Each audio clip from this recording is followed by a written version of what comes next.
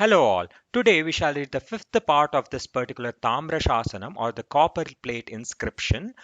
The first four videos of this particular inscriptions, the links to the first four videos of this particular inscriptions can be found in the description box. From the first four videos, we understand that this particular inscription is a record of the felicitation ceremony of Puliyama Setty for his act of stabbing the traitor Karapakala Katinayana or Karapakala Katinayudu. So, and from the previous inscriptions, we also understand that it was written in 1304 AD, October 8th, in the Mukhamandapam of the Gavareshwara temple at Nandyala Sthalam.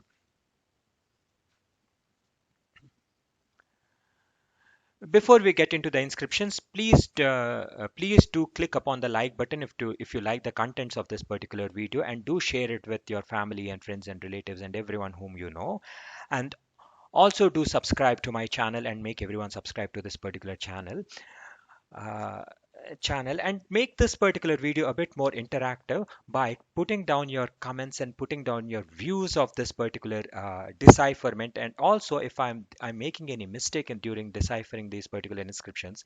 And also please, there are certain obscure words which are used in these particular inscriptions to uh, of the meanings of which is not entirely clear. So if you happen to know the meanings of those particular inscriptions, then please do put down the meanings of those particular words in the comment section for the benefit of everyone. And many things such as the Gavareshwara, we do not know who the deity Gavareshwara is. So such knowledge, if someone possesses such knowledge, please do put it in the comment section for the benefit of everyone. Getting back to the video, getting back to the reading of our inscription, it says that from the previous inscription, we know that the previous part of the inscription ended in A over here. It is an A. So the current inscription begins with this. So it might come as a surprise to many people because that one particular akshara or one particular syllable of a word should lie in one sheet of the inscription, and the rest of the word should lie in another sheet. But very this is not really astounding, considering the fact that most of the Indian languages were written scriptuo continuo, that is, as a one single word. They would not be demarcated by with spaces or with punctuation. All this punctuation and all these spaces came into being after the British invasion of India. The Indian languages as such do not really require punctuation or spaces. The grammar is such that the words can be identified on their own without need for any punctuation uh, or any physical representation or specification of words as such. It says enuru manyamo. So Enuru is 700. So a count of 700 is being given, and Enuru Manyamo. Then we have a cha over here, cha, and an I, chai, Chaitralu. I do not know what the word Chaitralu is, so it says that Enuru Manyamo Chaitralu. Then Enuru. Okay, so Chaitralu 700. A count of 700 of Chaitralu is being a count of 700 chaitras is given as a mark of gratitude or as a mark of respect. Then it says Enuru. Once again, we should observe the ru over here, Nuru, the spelling of Nuru. The Ra used is a Bandi Ra, which is something like this. Unfortunately, in modern Telugu, which is a very recent phenomenon, it's since the mid 1990s and 2000s, this Bandi Ra has been altogether eliminated from the Telugu Aksharas, which is a great disservice which modern Telugus and both politicians and ordinary people, all of them have done to Telugu language as such, because Bandi Ra, the hard trill Ra as opposed to the soft Ra, is very unique to Dravidian languages such as Telugu, Tamil, and Malayalam. And eliminating this Bandi Ra altogether from Telugu is a great disservice to the language itself, because then you are destroying the language as such. The language has been destroyed when you eliminate such unique features of the language. And in a way, if we see, uh, the Telugus have can be called a matrubhasha drohis or traitors of of their mother tongue. And in that sense, if we are supposed to take this particular inscription in the context of this particular inscription, and if we were in 1304 ADs, perhaps all, the entire Telugus would have been stabbed for the act of treason which they have done to their mother tongue. That was on a lighter note, anyways. But the disservice which Telugus have done should be highlighted over here. Now, Enugalu, it says then Nu, and Lu, Enugulu. Enuga is an elephant, so 700 elephants. Then Enuru, once again, Gurralu, so 700 horses. Once again, a Gurralu has a bandira, and underneath it another bandira, Gurralu. Then Enuru, Bandlu are servants, 700 servants. Once again, we should observe the bha over here. The difference between an older bha and bha is the small space which is present over here in between. Otherwise, it would be ba. So it is a bha. Bandlu is servants, 700 servants. Then Enuru, Varupundlu, sorry. I do not know what really Varupundlu means. So, someone who is aware of the meaning of this word, I'd request him or her to put it in the comment section for the benefit of everyone. Then it says Enuru Miryamulu. Okay, Enuru Miryamulu. The spelling of this Miryamu should be observed. It uses a ya and a ya palam. There are two yas and then a small valapala gilaka over here. So if I were to transcribe it in modern Telugu, it would be something like this. Mir, mir, here, and yet another ya. Miryam. So there are two yas over here. Miryamu. Enuru Miryamu Baruvulu.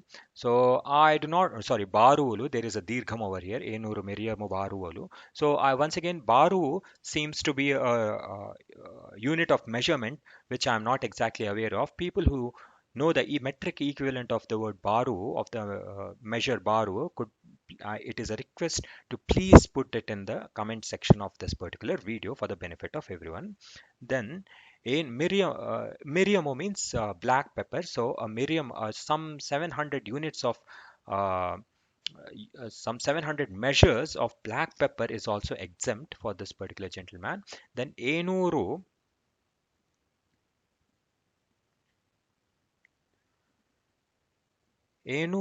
Poka. Po, this is a po over here, a po, and an okaram.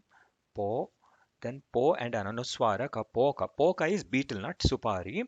Poka, parukulu. Parukulu once again seems to be a unit of measurement. So please observe the bandira over here. So parukulu.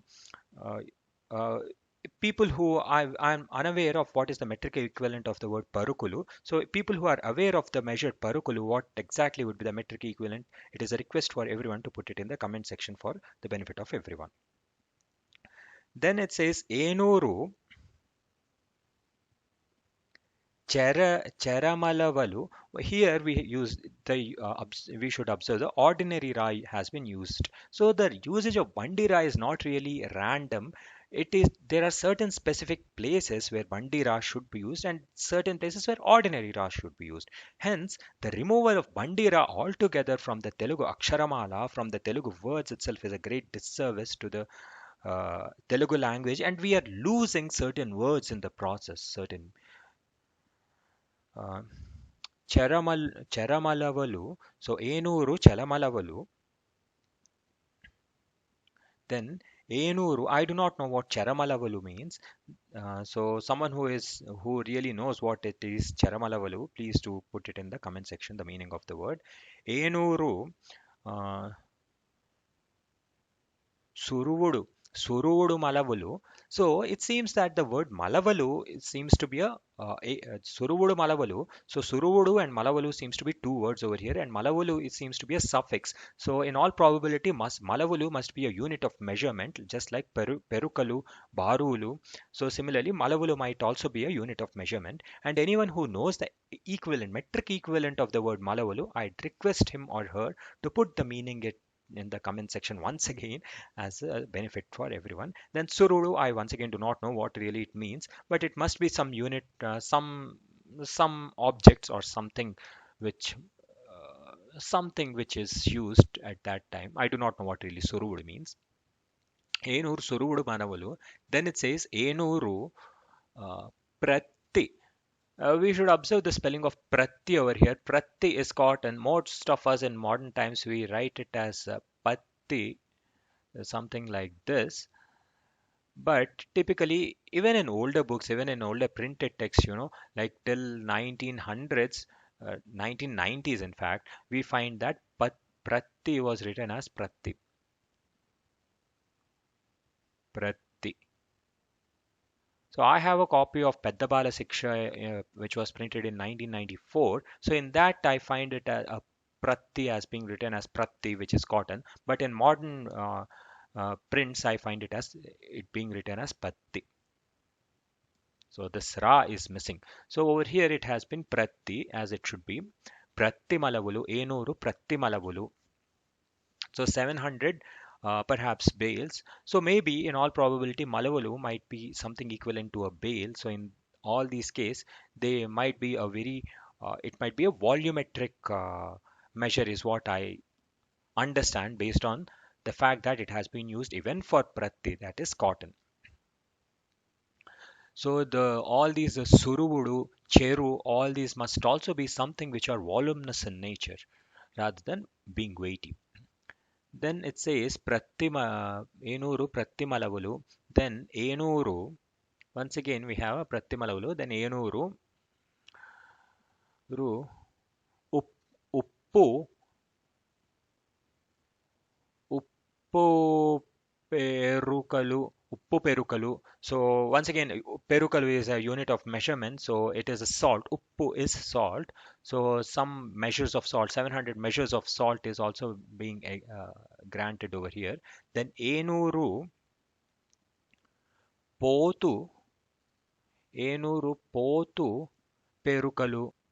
Then it says Enuru Potu Perukalu. So Potu, what I understand from the word Potu is the male uh, buffalo or a male cattle or a male sheep or a male goat. But why should the word metric term perukalu should be used against the word potu?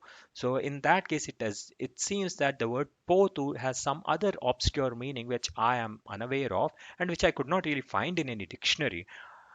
So if someone is once again aware of this particular meaning, please do leave it in the comment section. Potu perukalu. Once again over here we have a Enuru Enuru uh, Eddu Eddu Eddu perukalu. So Eddu is once again an ox. So Enuru Eddu perukalu. Then Gadidi Enuru Gadidi Hasti and Gadidi Hasti. So Gadidi is donkey and Hasti is an elephant. So 700 units of a donkey and an elephant. There certainly must be something else over here which is in continuum with this particular text, which is there in the next part of the inscription, which we shall read in the next video. In this inscription, in this part of the inscription, what we understand is the grant contains a lot of materialistic things which have been bestowed upon Puliyama Setty for his wonderful act of stabbing the traitor. So it says Enuru Manyamu Chaitralu, Enuru Enugulu, Enuru Gurralu, Enuru Bandlu, Enuru Varapundlu, Enuru Miriamu Baruvulu, Enuru Poka Perukalu, Enuru Cheralamalavu, Enuru Surudu Malavalu,